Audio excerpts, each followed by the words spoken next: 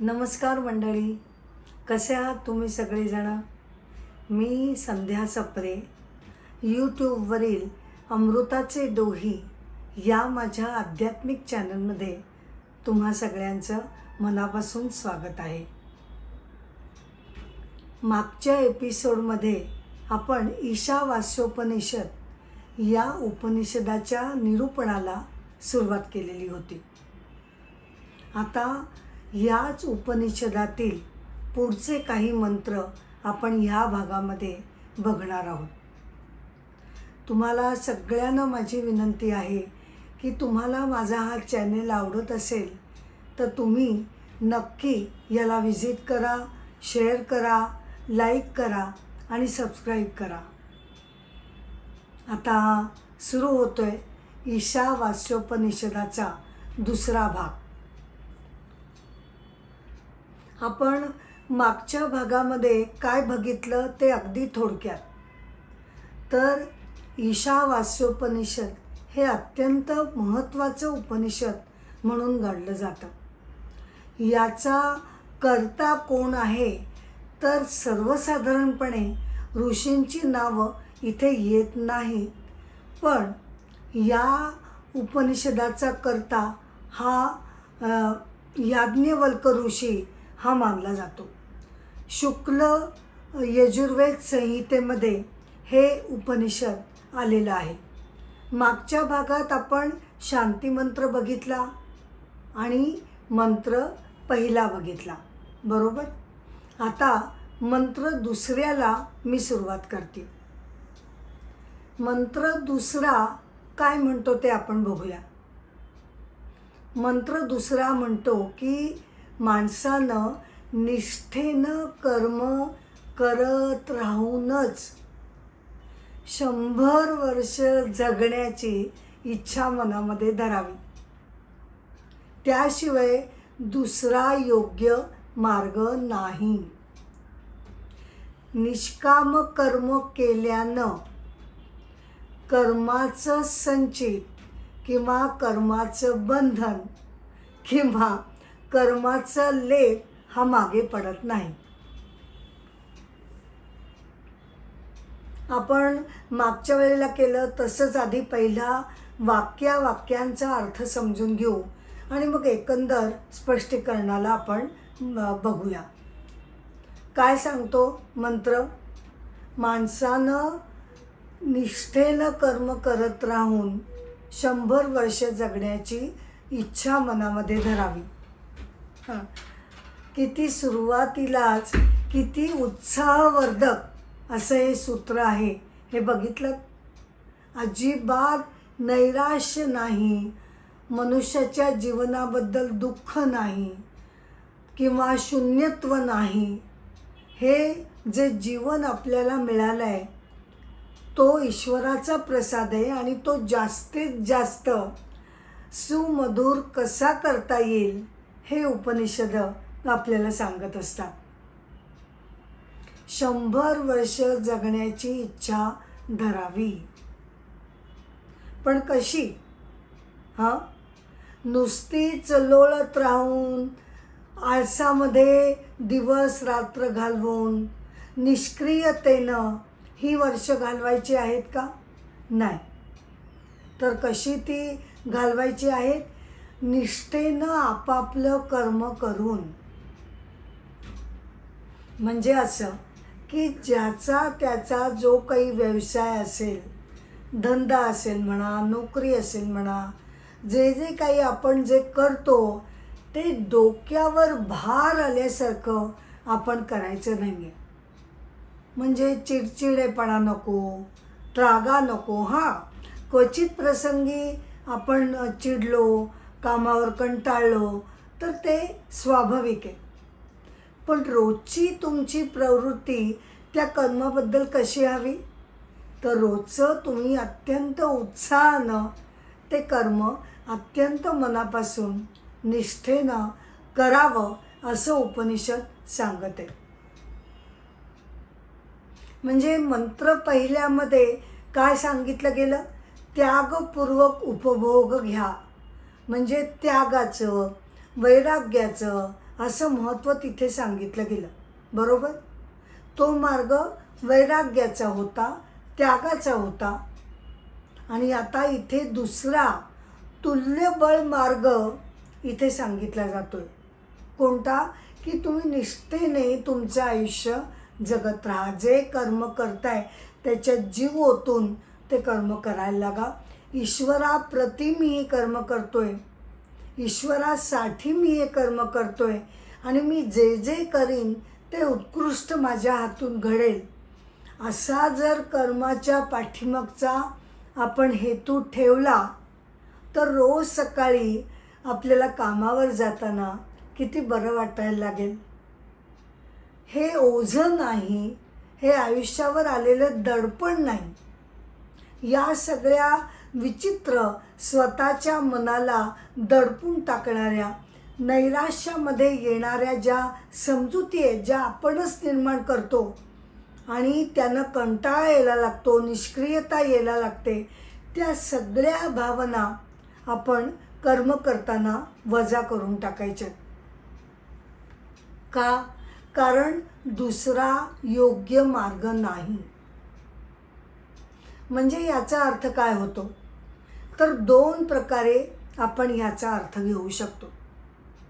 एक म्हणजे वैराग्याचा जो मार्ग आहे, ज्याला ज्ञान मार्ग असं म्हटलं जातं, तर तो सर्वसाधारणपणे प्रत्येकाला जमेल असं नाही.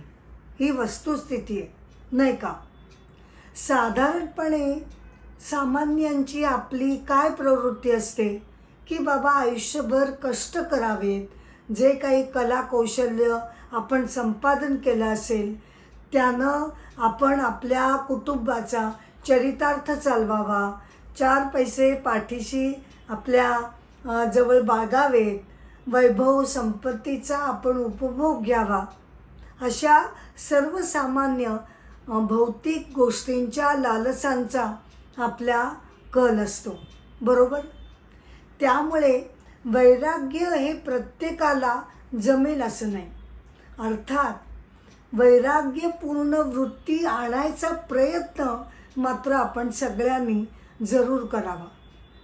अगदी मी ठीक आहे म्हणते की संन्यास मार्ग घेतलेल्या लोकांनी एवढं उपजत वैराग्य जरी आपल्याकडे आलं नाही तरीसुद्धा एकंदरच आयुष्याकडे संन्यस्त वृत्तीनं बघण्याची हळूहळू आपल्याला सवय नक्कीच लागू शकते. तर त्यामुळे हा मार्ग प्रत्येकाला झेपेल असं नाही. मग प्रत्येकाला काय आवडेल करायला? तर प्रत्येकाला कर्म करायला हे मनापासून आवडेल. भगवद्गीतेमध्ये कर्माची अपरिहार्यता तर भगवंताने सांगितलेलीच आहे. ते असं म्हणतात की साधं जिवंत राहणं, श्वासोश्वास घेणं हे सुद्धा कर्मच आहे. त्यामुळे कर्म नको असं म्हणून त्याच्यापासून पळवाट काढता येणं शक्य नाही. मग हे जर खरं आहे तर मग कर्म तर करावी लागतात आणि दुसरं काय होतं? कर्म केलं की त्याचं बंधन मागे पडतं. आता ही संकल्पना काय आहे ते आपण नीट समजावून घेऊया.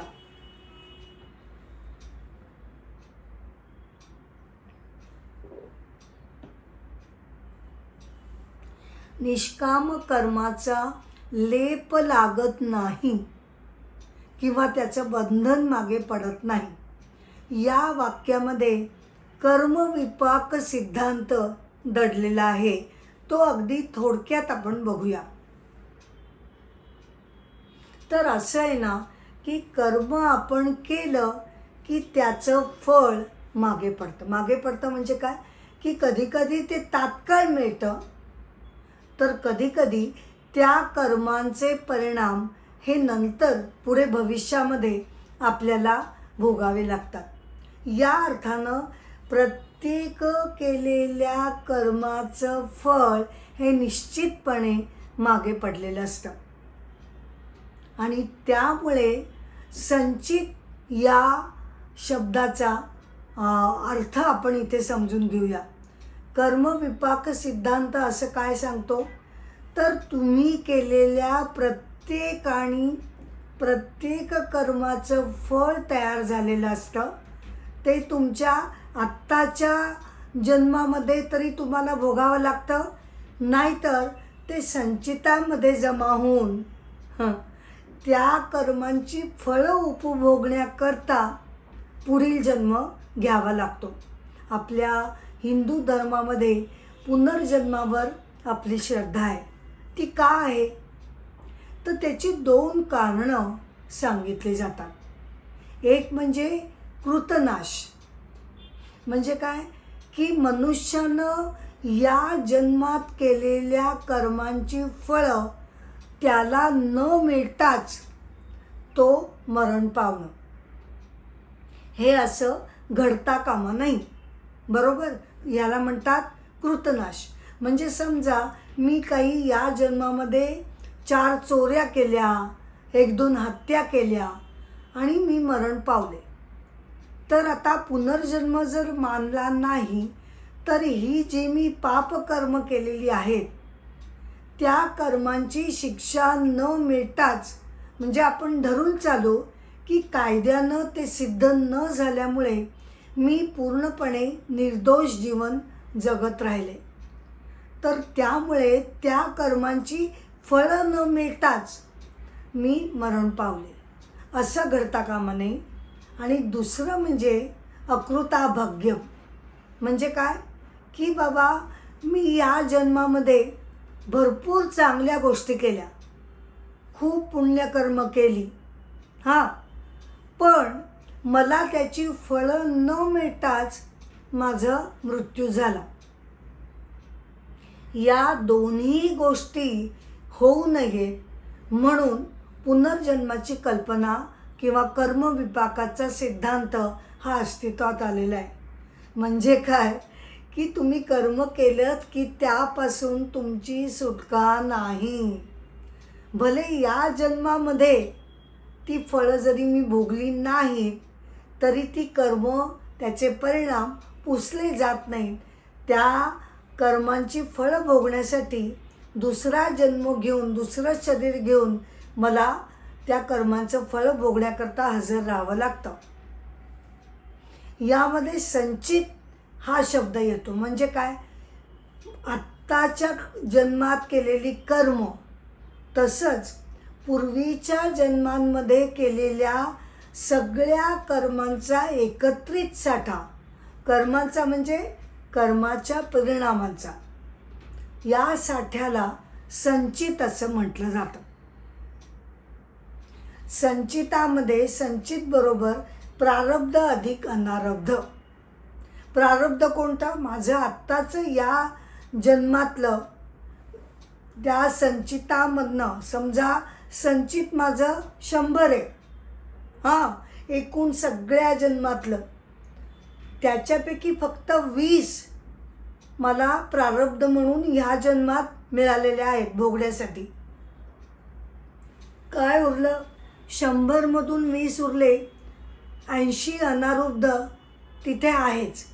म्हणजे संचितामधनं फक्त 20चं प्रारब्ध मला इथे भोगायला मिळालं आहे, पण 80चं अनारब्ध तिथे कायम आहे.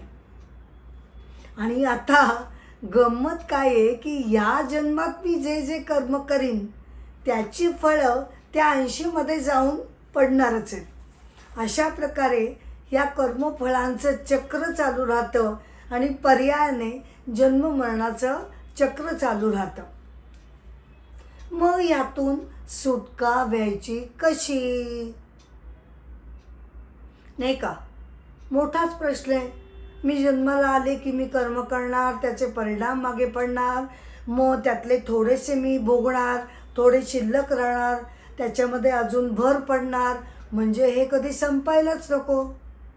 मग या जन्ममरणाच्या फेऱ्यातून सुटका कशी काय होणार,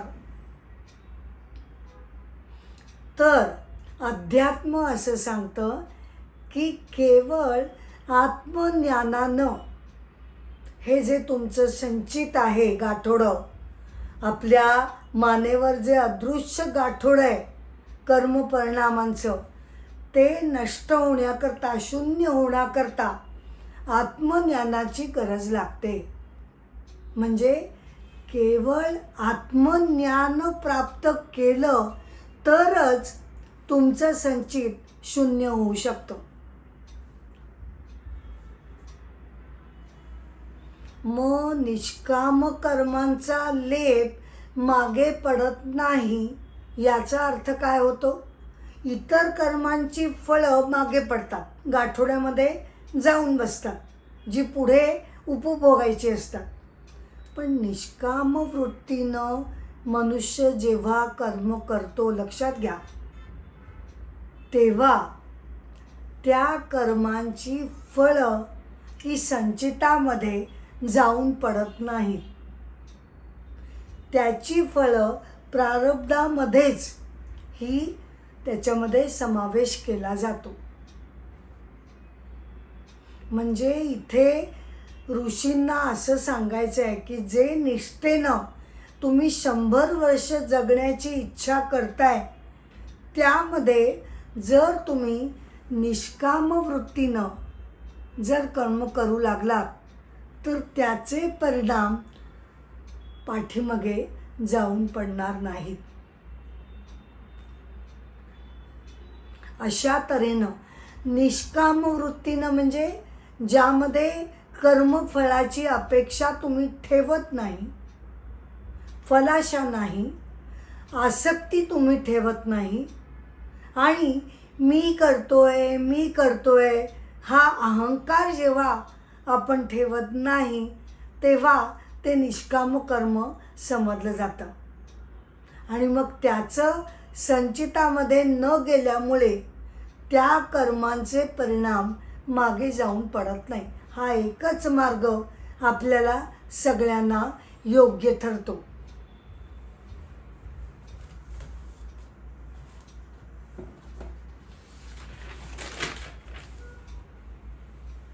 आता तिसरा मंत्र जो आहे तो असं सांगतो की बाबा, पहिल्या मंत्रात काय सांगितलं? त्यागाचा मार्ग सांगितला, बरोबर.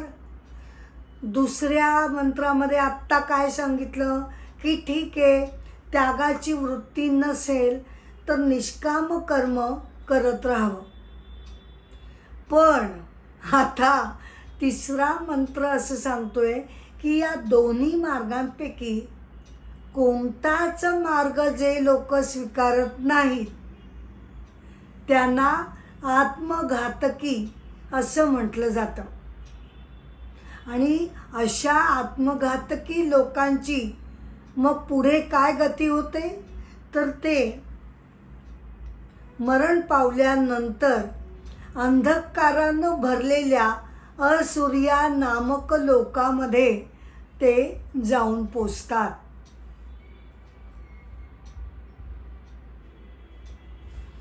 आता हा तिसरा प्रकार कोणता? ही तिसरी प्रवृत्ती काय आहे? एक प्रवृत्ती आहे वैराग्याची, दुसरी प्रवृत्ती आहे सकाम कर्म करण्याची, मग पुढे निष्काम कर्म करण्याची, पण कष्ट करून आपलं आयुष्य व्यतीत करण्याची. आता तिसऱ्या मंत्रामध्ये ऋषी असं सांगतायत यापैकी कोणताच मार्ग ते स्वीकारत नाही. म्हणजे थोडक्यात ज्यांना स्वतःच्या आत्मकल्याणाची, बरं का, ज्यांना स्वतःच्या आत्मकल्याणाची काळजी नसते, अशी जी लोक असतात ती सर्वसाधारणपणे फक्त आपल्या शरीराच्या गरजा कशा पूर्ण होतील, मला मौज मजा कशी मिळेल, मला सगळं व्यवस्थित उपभोग घ्यायला कसा मिळेल, या केवळ या आणि याच शरीर मनाच्या गरजा पूर्ण करण्याकरताच आपला जन्म झालेला आहे. नीतिमत्ता, चांगलं काय, वाईट काय, मी कसं वागायला हवं, धर्म म्हणजे काय, मी जे काही कामना करतो त्या धर्माच्या चौकटीत, नीतीच्या चौकटीमध्ये त्या बसतात का, वगैरे वगैरे कोणतेही प्रश्न त्यांना पडत नाही.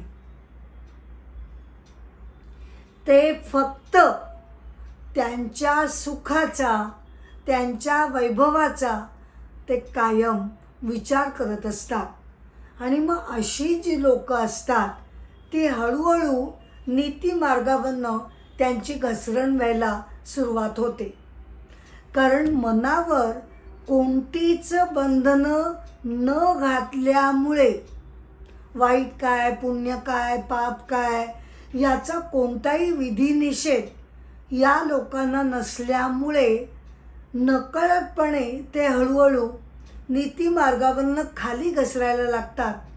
पाप पुण्याचा विचार डोक्यात नसल्यामुळे मला हवाय ते मी कसेही करून मिळवीन या आसुरी वृत्तीनं ते जीवन जगायला लागतात.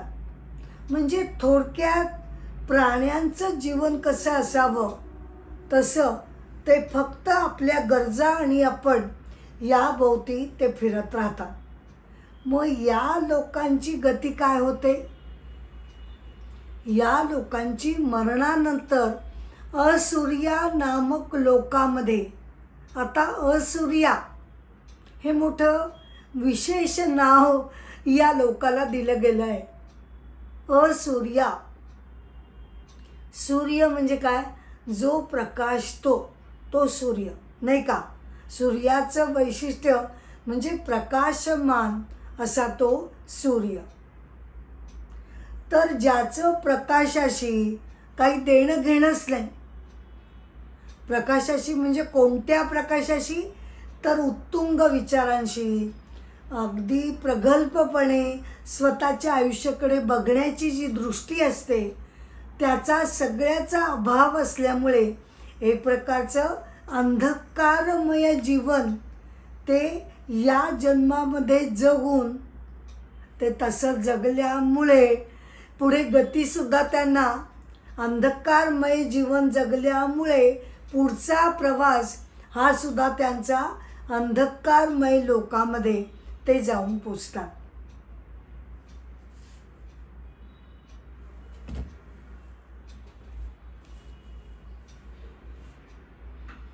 आता ईशावास्योपनिषद यातील 4था मंत्र आपण आता बघूया. 4था मंत्र असं सांगतो की आत्मतत्व हे स्थिर आहे आणि ते गतिशीलही आहे. जरा विरोधात्मक भाषा इथे आलेली आहे, पण इथेच कशाला? बऱ्याच ठिकाणी आपल्याला विरोधात्मक भाषा भगवद्गीतेमध्ये काय, उपनिषदांमध्ये काय वेळोवेळी आपल्याला बघायला मिळते. ते कसं आहे आत्मतत्व? तर ते गतिशील आहे आणि ते स्थिर सुद्धा आहे. ते देवांनाही कळू शकत नाही बरं का. काय? देवांना सुद्धा ते आत्मतत्व कळू शकत नाही. कारण देव हे चैतन्य तत्वाच्या नंतर ते त्यांची निर्मिती झालेली आहे. आणि या आत्मतत्वाच्या बळावरच, या आत्मतत्वाच्या बळावरच मातरिश्वा नावाची प्रेरणाशक्ती सगळ्या जगतामध्ये कार्य करत आहे. आपण वाक्याचा नीट अर्थ समजून घेऊया. चैतन्य तत्व खरं म्हटलं तर कसं आहे? निर्गुण आहे, म्हणजे कोणतेही गुण नाहीत. निराकार आहे, अविकारी आहे. पण असं असल्यामुळे मग त्याचं वर्णन करायचं तरी कसं, नाही का? खरं म्हटलं तर निर्गुण तत्वाबद्दल काही बोलता येऊच नाही आपल्याला, आपण बोलूच शकत नाही. मनाच्या आणि बुद्धीच्या इथे अतीत आहे. पण काय आहे की शेवटी भाषेचा आधार घ्यावाच लागतो आपल्याला. भाषेच्या आधारानंच ते अनंत तत्व म्हणजे भाषा पडते मर्यादित भाषेच्या माध्यमातूनच आपल्याला त्या अनंत विशाल अशा चैतन्य तत्वाचं वर्णन करणं भाग आहे. कारण दुसरा मार्गच आपल्याकडे ठेवलेला नाही आहे. काय सांगते आपली भाषा त्याचं वर्णन करताना की ते स्थिर आहे आणि ते मनापेक्षा सुद्धा गतिशील आहे. म्हणजे काय? स्थिर तर ते आहेच, ते अविचल आहे, अविकारी आहे, ते जागोजागी व्याप्त झालेलं आहे. त्यामुळे ते हलणार तरी कसं? प्रत्येक अणु रेणू कणाकणामध्ये जर ते आत्मतत्व आहे तर ते जाऊन जाणार कुठे? जाण्यासाठी दुसरी त्याच्याकडे त्याला हलण्यासाठी काही जागा तर शिल्लक हवी ना. त्या दृष्टीनं म्हणजे तात्विकदृष्ट्या ते स्थिर आहे. पण तात्विकदृष्ट्या ते तसं आहे, असे तसे असं म्हणून आमचं नाही ना समाधान होत. म्हणून मग आम्ही पुढे काय त्याच्या पुढे आणखीन शब्द लावतो, ते मनापेक्षा सुद्धा गतिशील आहे. म्हणजे असं की मनानं मी समजा कुठेतरी लांब जगाच्या कानाकोपऱ्यात कुठच्या तरी एका देशामध्ये मी जाऊन पोचले बरं का मनानं, तर हे चैतन्य तत्व इथे जसं आहे तसं ज्या देशामध्ये माझं मन जाऊन पोचलं त्या देशामध्ये ते आधीपासूनच आहे. त्यामुळे मन जिथे पोचायला एक क्षणभर जर लागत असेल तर चैतन्य तत्वाला पोचायला तिथे वेळच लागत नाही, ते तिथे असतंच. या दृष्टीनं ते गतिशील आहे. देवांना सुद्धा ते त्याचं ज्ञान होऊ शकत नाही. आता याचा अर्थ काय बरं घ्यायचा आपण? देवाचे दोन अर्थ होतात बरं का. देव म्हणजे सर्वसाधारणपणे ईश्वर ज्याची आपण पूजा करतो ते. आणि दुसरा अर्थ असा आहे इंद्रिय किंवा इंद्रियामागच्या शक्ती देवता असाही अर्थ त्याचा घेतला जातो. आता देव हे प्रथम चैतन्य तत्व आहे, जगाचं आदिकारण. आणि मग त्याच्यानंतर सगुण ईश्वर किंवा देव, वेगवेगळ्या देवता या निर्माण झाल्या. त्यामुळे इथे असं म्हटलं गेलं आहे की देवही ते जाणू शकत नाही. आणि देव म्हणजे इंद्रिय असा जर अर्थ घेतला तर ते शरीर, मन, बुद्धी, इंद्रिय या सगळ्यांच्या ते अतीत असल्यामुळे आपली इंद्रिय, आपलं मन, आपली बुद्धी हे त्याला जाणू शकत नाही. आणि त्या ऊर्जा तत्वाच्या अधिष्ठानावर हे सगळं जग चाललेलं आहे. तर मातर ईश्वा म्हणजे कोण? तर एक प्रकारची प्रेरणा शक्ती या ब्रह्मांडामध्ये जी ओसंडून वाहते ती प्रेरणा शक्ती किंवा वायू शक्ती म्हणजे मातर ईश्वा देवता. म्हणजे काय? निसर्गामध्ये ज्या हजारो गोष्टी घडत असतात, जसं की नद्यांना पूर येणं, पाऊस येणं, सूर्यचंद्र प्रकाशित होणं, किंवा साधी गोष्ट घ्या, आपल्या हालचाली, आपल्या क्रिया या सगळ्या या मातर ईश्वा देवतेच्या प्रेरणा शक्तीमुळे घडू शकतात.